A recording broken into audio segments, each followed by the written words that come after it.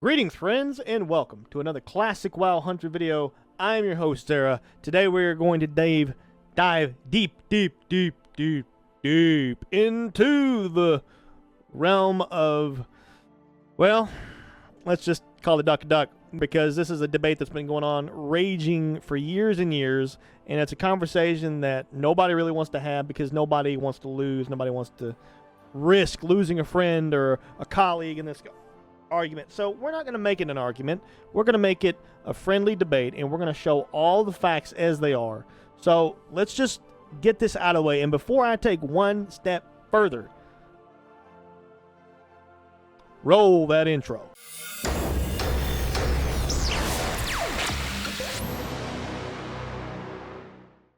All right. Here it is, boys. The DPS calculator. This is marksmanship unbuffed. This is survival unbuffed. Marksmanship is 410. Survival is 418. That's the end of the conversation. We're done. That's the end of the video. Survival is better. Let's move on. No, I'm just kidding. Hold on a minute. Pump the brakes there. There's a lot more going on. So let's take a deep dive. First of all, notice we're facing Onyxia. We're facing Onyxia. Everything, every value, every piece of gear, everything's exactly the same. Let me scroll up to the top. I'll scroll up to the top, and then I'll switch between the two. There is quite literally no difference. Actually, there is. For some reason, there's Azrathul. That's dumb. Why was Azrathul on there? I have no freaking idea. Okay, that's it. Everything's exactly the same. Marksmanship, 429.6. Survival, 418.8. That would explain why survival had more damage. Okay. So, TSA. Now, if survival has TSA, unbuffed. Well, unbuffed outside of hunter buffs. And there's no hunter's mark. And none of these testing is there a hunter's mark. But don't worry, it doesn't matter. All hunter's mark is going to do is going to increase the damage of each of the builds pretty equally. It's not like hunter's mark is not going to be the make or break difference between survival being better than marksman or marksman being better than survival. It doesn't work that way. And in 99% of the time, even world buffs, like Onyxia buff, Songflower, Serenade, Ground Scorpok Asai, anything else you throw at the equation, if it's going to buff one, it's going to buff the other. And if one's already ahead of the other, it's not going to bridge the gap. But like, so for example, if marksmanship is 10 DPS higher than survival, and you give both builds Ground Scorpok Asai, they're both going to get buffed. It's not like that 25 agility is going to allow survival to leapfrog marksmanship. It doesn't work that way. None of my tests showed that, and trust me, I've been at this for days. I've got 6 spreadsheets, boys. We gone way deep in the rabbit hole. So, with everything being equal, we've got equal gear, equal enchants. It's a dwarf. It's traditional marksmanship versus traditional survival. And it's broken tooth, 50% pet uptime, 50%, let's just cut it right down the middle, 50-50, not 100%, not 10%, 0%, it's 50% uptime. Average boss fights over the length of time across World of Warcraft Classic, you're probably going to have somewhere between 50 and 70% uptime on your pets, so let's just make it the low end, 50%. Now, let's look at a couple of things here. Let's notice that survival has more baseline crit and more baseline ranged attack power than marksmanship. Somehow, survival is just barely scraping by marksmanship, and that's with survival having TSA. Now, I'm going to go ahead and go on a limb here. All of my testing, I use both TSA and I used it without TSA. And in some cases, marksmanship loses out when survival has TSA. And in some cases, TSA doesn't save survival in one way or the other. So we're gonna be sure to test this throughout. So don't go to the comment section and start shouting, well, if you had a hunter with TSA, survival's always going to win. No, that is not the case. That is not true at all. And I'll explain why in a minute. Let's actually dive deep into this and see what happens when you actually buff survival and marksmanship. So notice, marksmanship's got survival's got more health, survival has more attack power, survival has more crit, survival has more peak damage. Against the dragon, let's change it up to Ragnaros, and let's see what happens to the weapon damage when you swap over to Ragnaros. And boom, survival or marksmanship now does 429.6 damage to survival's 404.7. What the hell just happened to survival's DPS? Why did it just tank almost 25 points below marksmanship? Well, if you notice, the weapon damage 703 to the weapon damage of 723, You swap over to Onyxia, weapon damage stays at 723, and damage is 429.6. Weapon damage is 703. You swap over to a dragon, and now it's 724 and 418.8. So now all of a sudden you're like, whoa, what happened? Let's go ahead and slap TSA back on there. 432, 429. We'll go back to Ragnaros again. 429.6. Weapon damage didn't change. You swap over to Ragnaros. 417.5. Weapon damage did change. It goes from 470. It goes from 726 to 748. Now, the reason for this is quite simple. Some of you may have already caught on to this. It is that beast slaying talent in survival. Beast slaying and humanoid slaying is going to give survival an edge over marksmanship when it comes to facing humanoids, dragons, beasts, and giants. Oh boy. So here's the theory. This is a working theory. In original vanilla, most guilds didn't experience Naxxramas. Everybody knows this. There's I think 3% of total guilds actually cleared Naxxramas. Whereas there was still a large disparity between guilds who actually experienced all of AQ40 versus those that didn't. So there wasn't very many guilds that got to experience all of AQ40 either. Especially full clear. I mean, Cthulhu was quite unkillable for a good chunk of time. So here's the theory, is that survival being better than marksmanship against humanoids, beasts, giants, and dragons, that basically narrows it down to all 70% of MC, all of 100% of BWL, and 90% of Zul'Gurub. All of those raids, survival's going to have the uptick. It's going to have the advantage over marksmanship. Survival wins. End of the story. The only time marksmanship's going to edge out survival in any of those 3 raids is going to be against the elementals. Gar, Baron, Ragnaros. Marksmanship wins. 50% uptime on your pet, and believe you and me, when it comes to Baron, 50%'s easy. When it comes to facing Gar, stupid easy. When it comes to Ragnaros, just as easy as Gar. There's no reason you can't have 100% uptime on Gar and Ragnaros, which is only going to make the disparity between their 2 damage differences even larger, because survival's not getting any benefit to its pet's damage, whereas marksmanship is. So that's my theory. Everybody and their brother thought survival was significantly better than marksmanship because back in the day, most people were only experiencing MC, BWL, and Zul'Gurub. That's what most people, that's where everybody's experiences kind of lingered. Not a whole lot of guilds got into AQ40, and even fewer guilds got into Naxx, which is where marksmanship is going to shine. But that's not the whole story. Let's move on a little bit further. Let's take a look at what it looks like when you buff these 2 specs. So we're going to jump over to marksmanship, being fully buffed. It's got Nerubian Slavemaker. It's got 9% hit, plus 7 weapon damage, full Crypt Stalker. It's got the 1% crit, 26 attack power enchant on the shoulders. Everything exactly the same over here in survival. We're looking at Ragnaros. Yes, sir, we're looking at Ragnaros. So looking at Ragnaros, you have, again, TSA is enabled for both specs. Survival, again, 1013.3 to, oh, well, this is 100% uptime on the pet. Let's narrow that back down. Bring that back down to earth. 962.2 DPS for survival versus 976.4 DPS for marksmanship.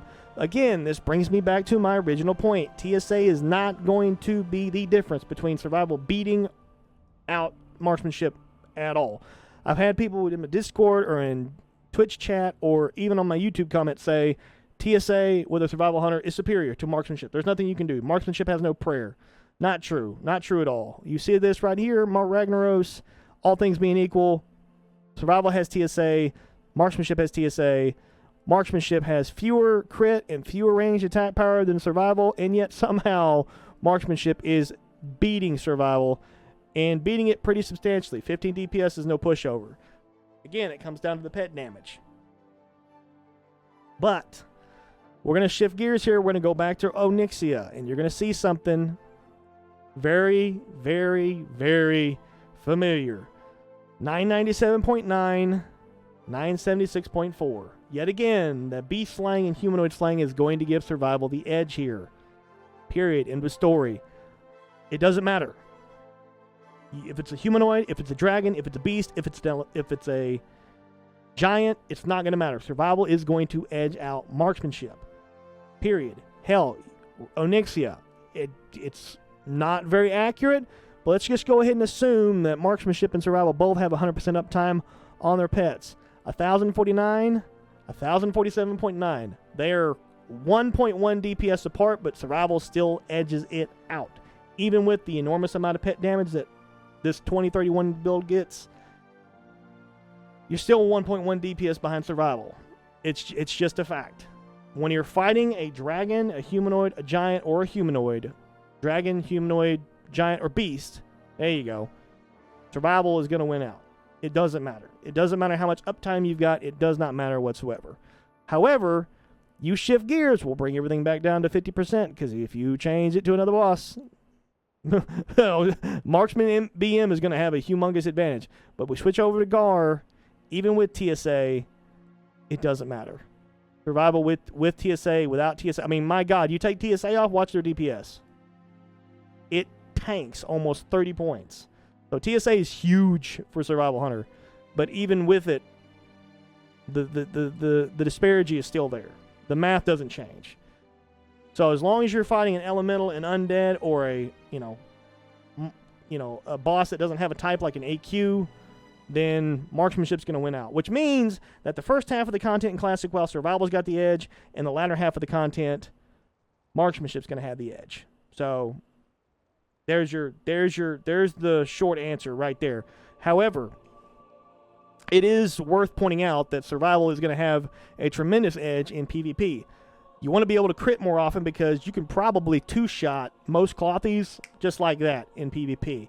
And a warrior, a rogue especially, or a druid especially, feral druids, rogues, you could probably three-shot them if you crit them back to back to back. Aim shot, multi-shot, auto-shot, boom. They're probably going to die. Warriors are going to think twice before they come charging into a hunter that can crit them 55% of the time. It's just a fact. However,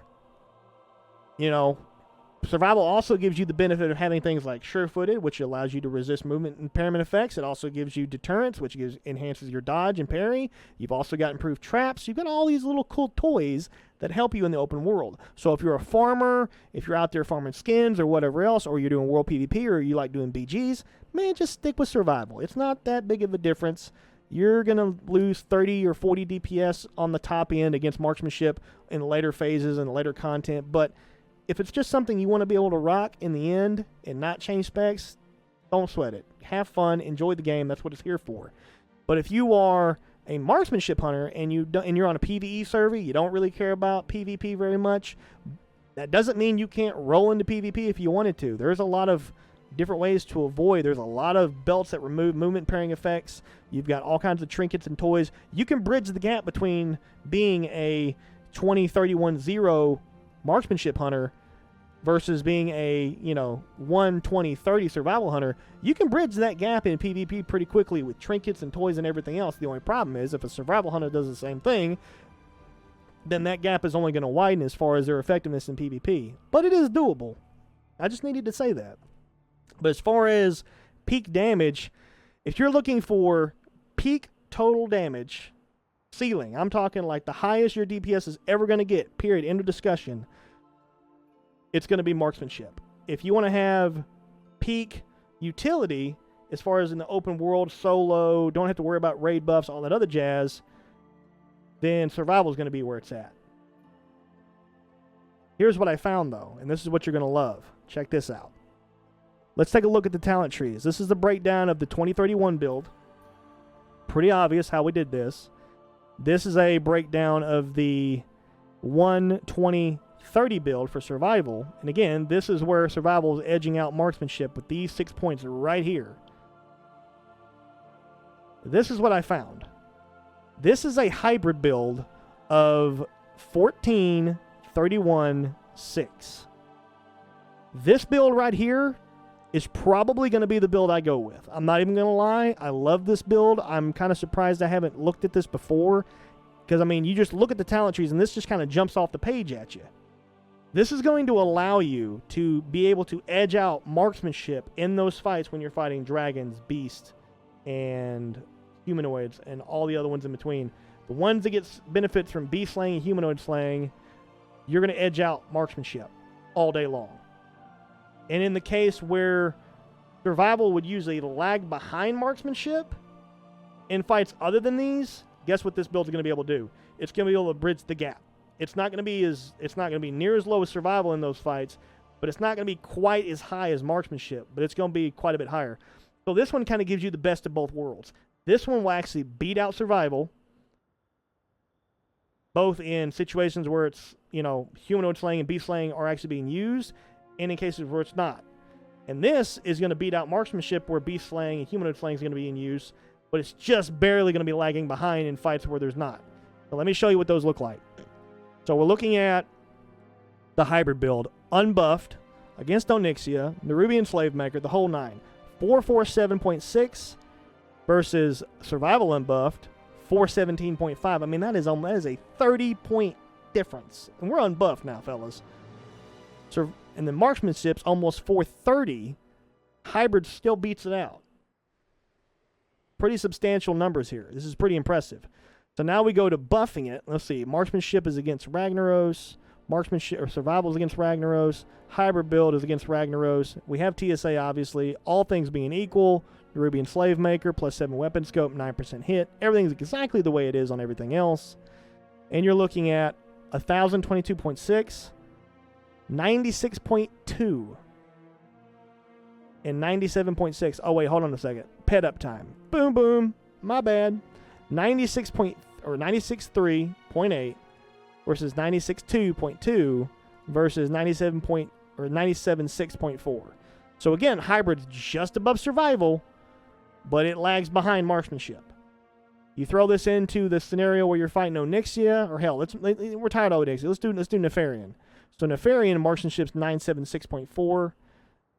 Survival is going to be 997.9, but the hybrid build, hold on to your butts, 998.7.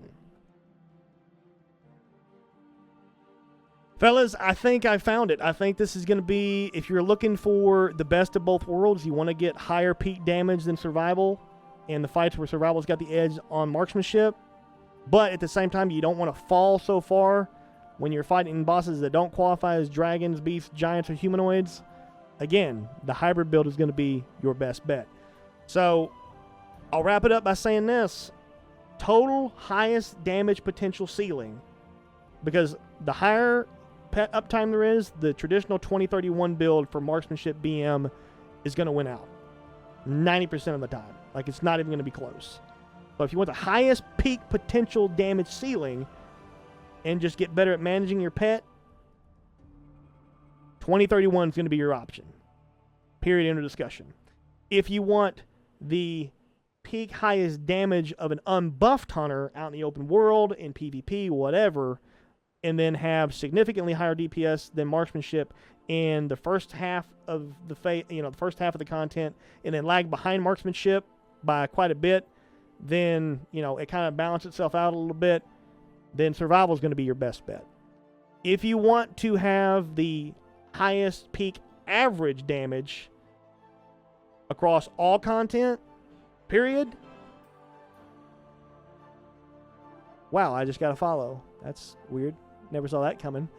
Thank you for that follow, Mining Pick. Shout out to you for the follow. Yeah, guys, the highest peak average DPS across all content, all phases, all bosses, it's going to be the hybrid build. So, again, it's just you got to choose that. You got to choose it. Do you want highest peak potential damage? You go marksmanship. If you want, marksmanship BM. If you want highest peak average damage, then go the hybrid marksmanship BM survival build. If you want the highest peak damage unbuffed as well as best PvP build, then go with survival. I mean, that's about it. And again, TSA, no TSA, Hunter's Mark, no Hunter's Mark. Guys, it doesn't matter. The numbers don't lie. These are the exact same numbers you're going to come up with. I will feel free to link the DPS calculator down below. Also, link down below will be my Twitch channel, twitch.tv/SaltyZera. Come by, hang out, let me know what you thought of the video. Be sure to give a like to the video. Let me know what you thought in the comment section below. I love you guys as always. I hope you guys enjoyed it as much as I enjoyed making it. One last thing. One last thing before I go. One last thing before I go, because I know somebody in the comment section is going to go to this. Melee weaving. What about melee weaving? Okay. Melee weaving. Okay. Gotcha. No problem. If you're going to melee weave, go survival. If you're going to melee weave, go survival. You can slap on the Eye of Nerub, put plus 25 agility on it. But, I got to say this, the Eye of Nerub with plus 25 damage is garbage when it comes to being outside of melee weave. If you're not melee weaving, do not put on a pole arm. Do not drop your one-handers. Do not do it. You're losing out on damage. You're losing 2% crit, and you're losing like 60 plus attack power. You're also losing, 30 agility versus 25 agility enchant. So the two-handers versus the one-handers when it comes to being in a range situation, even in survival, where you get significantly more agility, you're still losing out on damage. Do not do two-handers in survival when you're just shooting from range. That is a myth. It does not exist. Two-handers are garbage when it comes to doing, just solo range damage in a raid for survival. But if you are melee weaving, by far and away, survival is going to be your bread and butter. You're going to get Savage Strikes. You're going to have higher melee attack power thanks to Lightning Reflexes. You're going to get Killer Instinct, which is going to buff your crit chance for both melee and ranged. You're going to just dominate the meters if you go melee weaving with the survival build. I just needed to get that out, but I also needed to preface it by saying do not use two-handers in fights where you're just shooting from range, because you're going to lose damage if you go away from using your one-handers versus just using a two-hander. If you're in a range situation, a range fight, you're not melee weaving, stick with your two one-handers. If you are a melee weaving fight, go with your two-hander. That's all I needed to say. Wanted to get it out there. Somebody was going to gripe about it. So, anyway, I'm glad this video is over. The conversation is over. The debate is over. The numbers don't lie. The calculator is there. Run the numbers however you see fit. And again, link to all the talent trees, link to the DPS calculator, twitch.tv/saltyzera, the Discord, everything that you can find in the description below is there. Guys, I love you as always. Thanks for checking out my video, and I'll be seeing you on the stream or the next video, whichever one comes first. I'll see you guys then. Zera out.